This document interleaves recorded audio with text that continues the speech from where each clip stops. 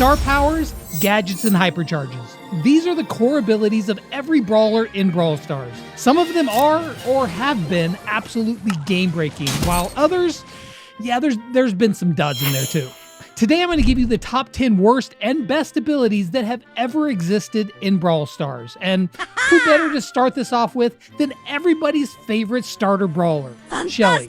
I mean, she's actually the only starter brawler, but I bet you she's your favorite. Nowadays, Shelly's Band-Aid star power heals her for 30% of her max health when she falls low. But back when star powers were new to the game, this star power would heal her all the way to full hit points. You could jump on a low HP Shelly, but if her health bar went from red to green, well, yours was absolutely gonna go from green to, well, none in seconds. Shelly getting Band-Aid would be one of the handful of times that she would become one of, if not the best brawler in the game. But Shelly didn't always get lucky with new abilities. When gadgets were added to the game, specifically second gadgets, she received one so bad that it had to be reworked for it to even be decent. Before Shelly got her buffies, clay pigeons used to affect her main attack for 5 seconds upon activation, letting her get like a few long-range shots off. It was honestly pretty good. However, for a long time, this gadget only affected her next main attack.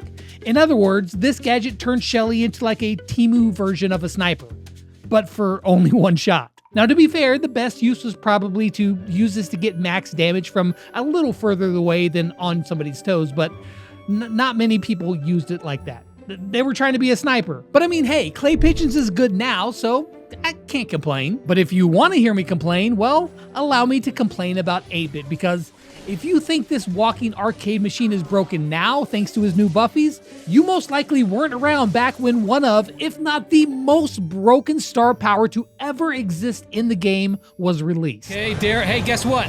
You thought you won, but you didn't! You're all familiar with 8-Bit's second star power, Plugged In. But what some of you might not know is this isn't what it used to be called. It was formerly known as Extra Life, and just from the name alone, I'm sure you can already guess how it worked. It wasn't as good in 3v3 game mode since you already respawn, but where this star power was absolutely broken was Solo Showdown. Not only did 8-Bit get a second life, but he also respawned with an invincibility shield, as well as full ammo. This star power got a few balance changes, but in the end, it was eventually just removed completely and reworked into what it is now. And thank goodness for that, because could you imagine that star power with 8-Bit in Knockout these days?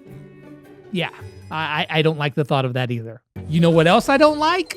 I don't like when I'm playing Penny and my mortar gets destroyed. I worked hard for that. Why'd you have to just go and take it out? Like, having to go through the process of getting my super all over again is not something that I consider fun. I say this, but there was actually a time where Penny had an ability to willingly destroy her own mortar. Now, this came in the form of her gadget, Pocket Detonator. This gadget would allow Penny to break walls and knock enemies back at the cost of losing her mortar. Now, it did have its uses, like when an Edgar jumped on you and you had to react fast in order to save yourself, or like if you just really wanted to sacrifice your mortar in order to destroy some walls. But kind of the point of playing Penny is to get her super in order to gain control of the map, and this gadget worked just like the complete opposite to the core part of her gameplay. Again, it had its uses, and for that use, it was actually pretty good for doing that, but it just didn't fit her playstyle, and then it would go on to get removed and then reworked into Salty Barrel when Penny got her remodel. I've just been talking about star powers and gadgets up till now, so let's talk about hypercharges for a bit, shall we? Now, we all know how annoying Kit is. I don't know what I hate most about his super. Is it the fact that he's invincible when he's on a teammate's back, or that he's throwing these yarn balls that do a crap ton of damage? It's a bomb inside yarn. How does he make those, and how does he have so many? And then, of course, you have his Hypercharge, which makes Kit's super even better. More healing for his allies and more range for that yarn ball attack. Oh, but if you thought that his Hypercharge was hated in 3v3 modes, it's even more despised in duels and solo showdown. Kit is already one of the most hated brawlers of all time thanks to the super, and when you add his Hypercharge, making it so that he can unload all of his ammo while you're just sitting there stunned, it's impossible not to see why Kit's Hypercharge is so hated, and also why it's so dang good. Now, another Hypercharge that everyone hates is Chuck. but it's not for the same reason they hate kits. The first reason Chuck players hate it is because it doesn't auto-charge like Edgar's or Daryl's. You would think that this is the case since his super does automatically charge, and you absolutely need that super. But instead, to get his hypercharge, you have to hit the enemy with his main attack 25 times. Yeah, but actually back when it was released into the game, it took up to 38 hits to charge it up. I mean, okay, but 38 hits. Surely this hyper must be so strong that it warrants all that effort to get it, right? Go, go, go, go, go, go, go. Wow, this is so broken, guys. Wow. See how much damage that just did to them? Chuck's hypercharge makes it so that when he uses his super, he lets out damaging fumes from the side. They hit for a microscopic 183 damage. I mean, really, how does this exactly help him? Maybe one day when Chuck gets his buffies, he will finally be allowed to be a meta brawler. But Chuck mains, I would not get your hopes up. Speaking of the meta, there was a time, it was a bit ago, but Mr. P was actually good. I know. Before Mr. P's revolving door star power became what it is today, it actually used to be a lot better, making it so that Mr. P's sporters spawn a lot quicker upon being killed. 3 seconds to be exact. This made it so that he could completely shut down single target brawlers like Piper or Brock. Nowadays, it only buffs the health and the damage of his sporters, which is fine, I guess. It's just not enough to get him out of the F tier. But you know what? At least it's not as bad as it used to be. Before the star power was given its current name, it used to be called Tin Can. And boy oh boy, this star power was almost useless. Before it made it so that Mr. P's porters spawned quicker, all this star power did was increase the health of the porter base. Because, I mean, it's not like you would actually want to place this porter spot in, like behind a wall, somewhere safe where people wouldn't hit it. You'd get a lot of value out of it. I mean, surely you wouldn't want to do that instead, right? I honestly don't even know what they were thinking when they were designing this. Like, the only reason I could see somebody using this star power over Handle with Care back then was that if you were just in a really bad spot and dying wasn't an option, so you could drop down your porter, use it to tank a couple shots for you. I mean, it did do that. So was this star power absolutely horrendously awful? No, it wasn't. But it was not good. It wasn't good. But what was game-breakingly good was Surge's Power Surge gadget. And no, I'm not talking about the pre-Buffy version that just leveled him up for a few seconds. I'm talking about when Surge was released all the way back during the Summer of Monsters season. Before Gray and his teleport or warp pads were added to the game, Surge was the only brawler with the ability to teleport, and this gadget is what allowed him to do just that. You could just be like a little innocent sprout, chilling there, minding your own business, and then BAM! Surge pops out of you from nowhere, right in front of you, and I mean, I think we know what happens after that. This gadget basically made Surge into an honorary assassin. And yes, this was long before Supercell started adding 8 assassins a year. This gadget would go on to be removed from the game when Surge was reworked because it was just too strong, but in exchange, Surge actually gained the ability to move a short distance when he used his super, rather than just up and down like it used to be. So in a way, they took out his gadget and they made it part of his super, just not an instant one. Another brawler that had their gadget added to their super, or in this case their hyper super, was Carl. However, unlike Surge's gadget, which was one of the best in the game, Carl's gadget, Heat Ejector, was widely considered as one of the worst. When it was first added to the game, all it did was deal a measly 300 damage to an enemy that stepped on the trail of burning rocks that he would leave behind. Not his pickaxe like he does nowadays, but actually Carl's mine cart as he moved. So the only way Carl could deal damage with the gadget is if the enemy was dumb enough to just walk along the trail of rocks behind Carl and his cart as he moved along. Although I've probably played with some randoms that would do just that. Another reason why this gadget was so bad is that any enemy that actually did step on the rocks didn't take damage over time like they would now. They would have to not just walk on them, but they would have to stand still in the burning rocks and let the damage stack. It was terrible. Terrible. Thankfully, it would eventually be reworked to how it is today. Thinking back to old stuff gets me kind of nostalgic. And you know what? Since I'm in the nostalgic mood right now, allow me to talk about good old Gale here. Back when Gale was first released, his spring ejector gadget used to be 2 times better than how it is today. That's because compared to now, where the launch pad sends Brawler 6 tiles, it used to launch Brawlers 12 tiles like a normal launch pad would. It made Gale one of the best brawlers for Siege and Hot Zone, as you and your teammates could just cheese your way to victory. And back in Siege, people used to just put the jump pad in the bushes and then sneak down the side of the map, and you'd be able to rush the base on the other side without them even realizing what's happening. Now that I'm thinking about it, Siege actually had so much cheese and there were so many exploits in that game mode to make it just kind of silly. Maybe that's one of the reasons why they removed it from the game. That and everybody kind of hated the game mode. You may be gone, Siege, but you will never be forgotten. But something that should stay forgotten, and part of Gale, is his old star power, Second Wind. Fun fact, Second Wind was also the name of a modifier that they added to Ranked for a very short while. It was quite possibly the worst modifier ever. It completely ruined modes like Brawl Ball because when you died, instead of respawning in your goal, you just spawned right back where you died from, making it basically impossible to ever prevent the enemy from actually scoring. But I'm getting off topic.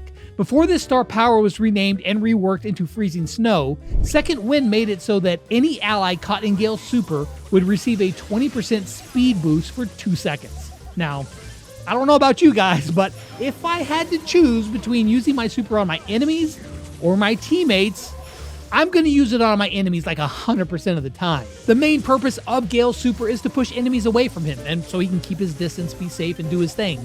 And Second Wind failed to add on to that. Like if I wanted to help my teammates move faster, I'd just play Max. Now, Shelly is not the only member of the Wild West trio who has a history of periodically being completely overpowered. Because when Colt got his silver bullet gadget, that one gigantic bullet used to deal a whopping 3,000 damage, which is basically like Colt hitting a full clip on you. Now, 3k may not sound like a lot given today's damage-inflated standards, but remember, every brawler had less HP back then. In fact, Colt's gadget could even one-shot Tick. And on top of that, since it had the ability to break walls like it does today, it meant that no one was safe from this gunslinging rampage. Back then, if you heard Colt activate his gadget and you saw a halo over his head, your new objective would be to stay away and just attempt to survive. And something else you want to stay away from is Larry and Lori's Order Swap gadget. Now, with this brawler being advertised as the first ever 2-in-1 brawler, you'd think that a gadget with the word swap in the name would allow you to play as Lori, right? No. Instead of letting you play as Lori, all this gadget did was swap the twins' weapons, which is kind of the same thing, but not really. Larry gets Lori's attack and Lori gets Larry's attack. And if you think that's disappointing, don't worry, that's actually not the worst part, but far from it. Using this gadget not only makes you give up your ability to throw your main attack over walls, but it also makes your range shorter, forcing you to be more aggressive, which only puts you in more danger. Adding on to that, not only does this attack get worse, but your damage output overall greatly suffers. You go from a consistent 1400 per hit to a pitiful 400 per projectile. I mean, sure, at point blank, you can deal up to 3200 damage, which is good, but let's be real, no one's ever gonna let you get up that close, and if you do, you might just end up dead anyway. For being one of the strongest brawlers in the history of the game, it's kind of ironic that they have one of the worst gadgets also in the history. But in the end, it didn't even really matter, which someone should make a song about that. And the reason why is because they had arguably one of the strongest star powers of all time, that being Protocol Assist. It's still in the game, but it was different back then.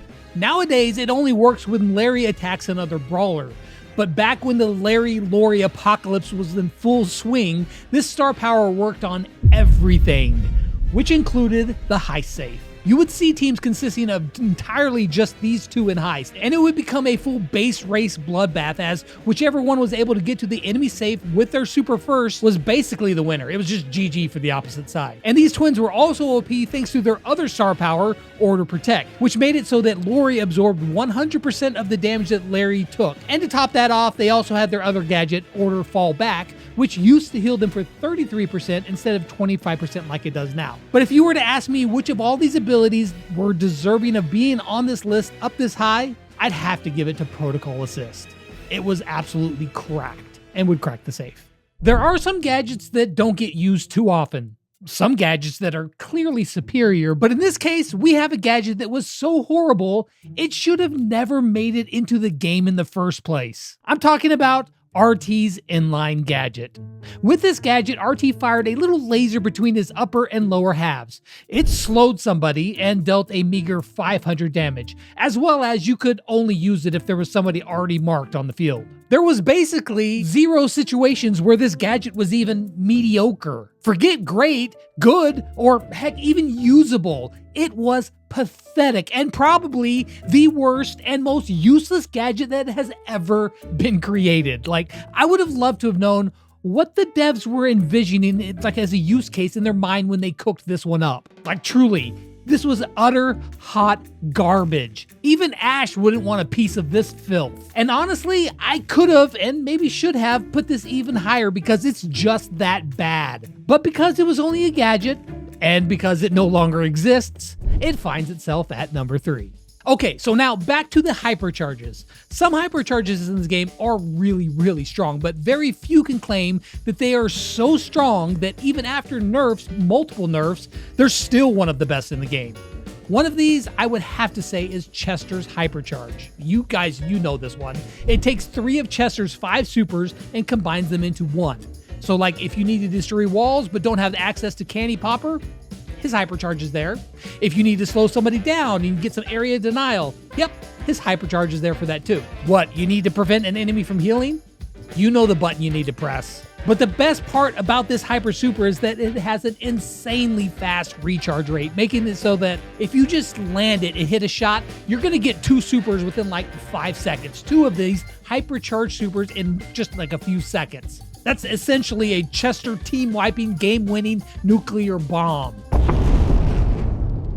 He may or may not be the jack of all trades, but he is definitely the master of damage. Now, if you were to ask me who the master of healing is, I mean, I have to give that title to Poco. But I will say, it did take him a while to get there. Poco wasn't always the best healer in the game, aside from when he was the only healer in the game. But there was a point where Poco had a star power that was so unbelievably awful that it got fully reworked and removed only 11 days after it was added to the game.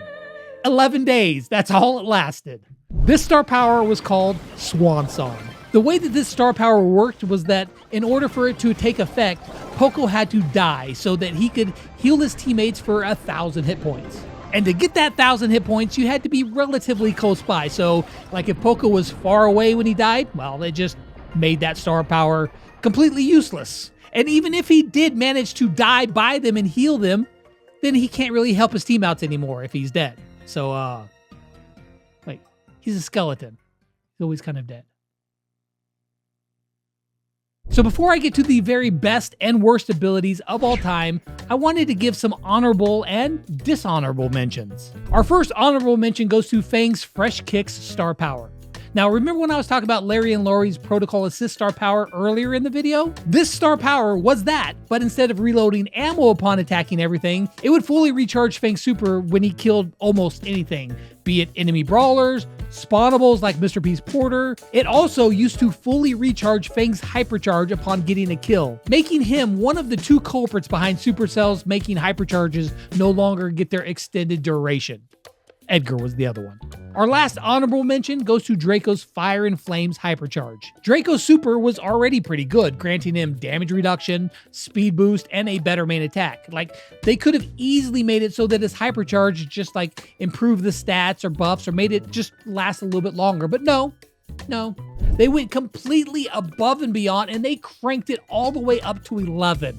They made it so that Draco's Dragon was arguably the strongest main attack in the game. Once he got his original Hypercharge, like no one was safe from him, unless like you're hiding behind a wall or you had some way to stop him, but like even then, man, you were just dead. He was absolutely S tier then, and when he gets his buffies and reworks whenever they release them, he'll probably once again be top of the S tier. Now for a couple of dishonorable mentions, starting with Gene's Pat on the Back star power. This star power took the main point of his super, which is to pull an enemy towards you, and just flipped it. The way that this star power worked is that when Gene used his super on an ally, it would heal them for 2,000 hit points. Fine, cool, he heals some people. One of the problems with this star power is that Gene already had a star power that could heal his teammates in Magic Puffs, which was active throughout the game the entire match. And 2, using his super on teammates means giving up any chance to turn the game around. If I had to choose between pulling an enemy gym carrier and killing them before the timer runs out or healing my teammates, yeah, I'm gonna have to choose the former. Our second dishonorable mention is Pearl's Made with Love gadget. Now, I'm sure that Pearl's cookies must taste really good if they can heal her allies for up to 2,800 hit points. That's not a small number. But Pearl is supposed to be a damage dealer, not a healer. And it doesn't help that Pearl's main attack combined with this gadget means giving up some of her heat, which of course could be used for dealing extra damage, especially when combined with her gadget that everybody uses, Overcooked. So yeah, bad gadget. All right, pop quiz. If I were to ask you who is Supercell's favorite brawler, who would you say it is? Maybe you're thinking Spike because he's like the mascot of the game. Easy. Or maybe Brock, like he's got the most skins. Watch or out. You might even think Colt because, you know what? No, it's Kenji. You guys know it's Kenji. And because he's their favorite brawler, of course they decided to give him what was arguably the strongest hypercharge of all time. For those of you who weren't playing during the Katana Kingdom season last year, you have no idea how toxic this hypercharge was upon release. Not only was the pool from this hypercharge so much stronger than it is now, but it also allowed Kenji to teleport to the center of that super, meaning that if you got caught in it, the game was over for you. Fortunately though, it got nerfed, as well as then they just removed that effect completely from that super, but it's safe to say that when Kenji gets his buffies, we're all doomed. Okay, so if you've been paying attention by now, you'll know that every single ability on this list does something in battle. Even the worst gadgets and hypercharges and star powers, the worst ones, they still do something. But there is one ability in the game that does absolutely nothing. Ladies and gentlemen, I present to you Sneak Peek. I'm honestly still surprised that they haven't made this part of Chester's base kit because it's not like it would really like make him any more broken or anything. I mean, okay, where to begin with this one? The first problem. Using this star power means giving up the extra damage from Velomania. Chester's a damage dealer. He needs to dish out all the damage he can to be good. Problem number 2. Knowing what super that you're going to get really doesn't change how you're going to use it. You're like, cool, this is the one I got. How am I going to use it? That's how you play him. What benefit does it give you that you know what your next super is going to be? It's dumb. This star power does nothing. It does nothing. You would honestly get more value out of Poco's swan song than you would this star power. Like, at least when he died, he could heal his teammates if they were close enough. If anything, using this star power for Chester actually nerfs him. It nerfs him, so I can't. Sneak Peek is the worst ability of all time, and you cannot change my mind. But you can try in the comments below.